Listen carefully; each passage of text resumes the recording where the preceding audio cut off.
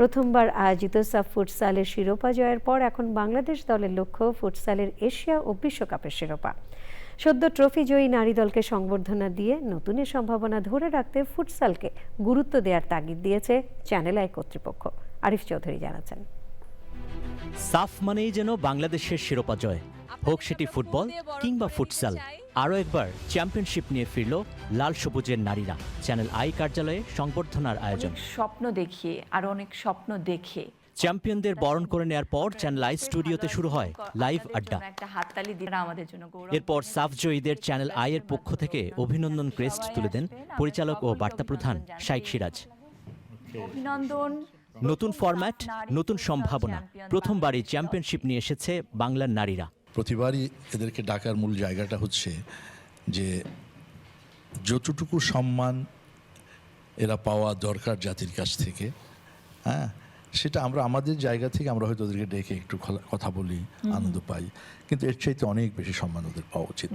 তারা যে কাজগুলো করছে প্রতি মুহূর্তে, আমার কাছে মনে হয় ওদের দিকে আরও অনেক নজর দেওয়া দরকার। সবার, রাষ্ট্রের, ক্রীড়া সংক্রান্ত যে সমস্ত সংগঠনগুলো আছে, বাফুফের, এবং সব কিছু মিলিয়ে আমি খুব বিস্মিত হব না যদি যথেষ্ট নজর ওদের দিকে দেওয়া হয়, তাহলে এশিয়া কাপ যেটা, সেখানে চ্যাম্পিয়ন হওয়া খুব কঠিন হবে, এটা আমার কাছে মনে হয় না। চ্যাম্পিয়নরা জানিয়েছেন ফুটবল মাঠের মতো এখানেও আধিপত্য। এখন লক্ষ্য আরও বড় তাদের। আছি এবং আমার মনে হয় যে আগামী দিনের এটার অনেক বড় সম্ভাবনা আছে এশিয়াতে খুব ভালো অবস্থানে যাওয়ার। আগে তো আমরা সাউথ এশিয়া ভাবতাম, বাট আমার মনে হয় যে এশিয়াতে যাওয়ার খুব ভালো সম্ভাবনা ফুটসালে আছে। আসলেই আমাদের লক্ষ্য ছিল, কিন্তু আমরা কাউকে বলি নাই। আমরা কিন্তু দেশ থেকে একটা লক্ষ্য নিয়ে গেছি, যেহেতু আমরা সাপে 2বার চ্যাম্পিয়ন হয়েছি ফুটবলে, তো কেমন জানি মনে হয়েছিল যে কিছু একটা হবে আমাদের ধারা। মিলিয়ে অনেক ভালো ছিল, এবং ফুটসালের আগেও আমরা খেলছি 2018 সালে।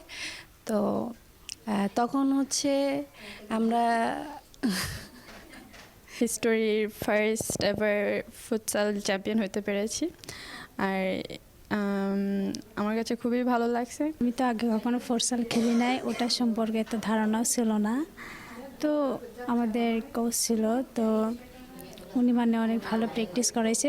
ফুটসালকে দেশ জুড়ে জনপ্রিয় করতে ভাবছে বাফুফেও। আমাদের বর্তমান কমিটি এবং আমাদের যে টেকনিক্যাল টিম, সবারই চিন্তাভাবনা এটা আছে যে আমরা এভাবে আগাবো, যাতে আমাদের ফিউচারে আমরা খুব তাড়াতাড়ি আমরা ওই ট্র্যাকে ফিরে যেতে পারি। চ্যানেল আইয়ের শুভেচ্ছা উপহার তুলে দেওয়া হয় সাফ ফুটসালের প্রথম আসরের শিরোপা জয়ীদের হাতে।